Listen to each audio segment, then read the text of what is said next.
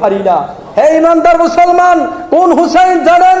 আমার নবী একদিন, নবীজির এক সন্তান, নবীজির একজনের সন্তানের নাম জিন্দিগিতে, জাহিরি জিন্দিগিতে নবীজির সন্তান, একজন সন্তানের নাম হচ্ছে ইব্রাহিম।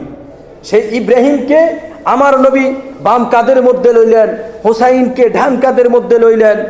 নবীজি যখন তাদেরকে নিয়ে খেলাধুলা করতেছেন, আনন্দ করতেছেন, এই মুহূর্তে ইমানদার মুসলমান জিব্রাইল আলাইহিস সালাম আগমন করলেন।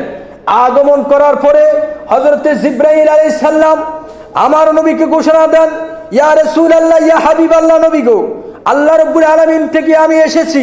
আল্লাহ রাব্বুল আলামিন চাচ্ছেন আপনি যেই দুইজন সন্তানকে নিয়ে আপনি কাদের মধ্যে রেখেছেন, তাদেরকে এই বাল্যকালে আল্লাহর দরবারকে একজনকে কুরবান করে দিতে হবে।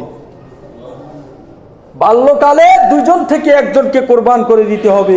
আমার নবী বলতেছেন, যদি আমি আমার সন্তান ইব্রাহিমকে কুরবান করে দেই, আমি কষ্ট পাবো, মা খাদিজাতুল কুবরা কষ্ট পাবে। আর ইমাম হুসাইনকে যদি কুরবান করে দেই, আমি নবী সইতে পারবো না। হযরত আলী কারামুল্লাহ তাআলা কষ্ট পাবেন, মা ফাতেমা কষ্ট পাবেন, এটা আমি সহ্য করতে পারবো না। হে জিব্রাইল, আল্লাহকে তুমি জানিয়ে দাও, আমি আমার সন্তান ইব্রাহিমকে আল্লাহর রাস্তায় কুরবান করে দিব।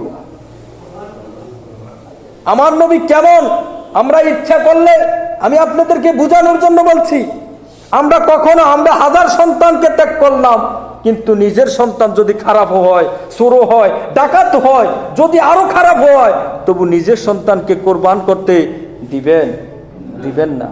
আমার নবী কেমন, নবীর কলিজার টুকরা ইমাম হুসাইন, যার জন্য নিজের সন্তানকে কোরবান করে দিচ্ছেন।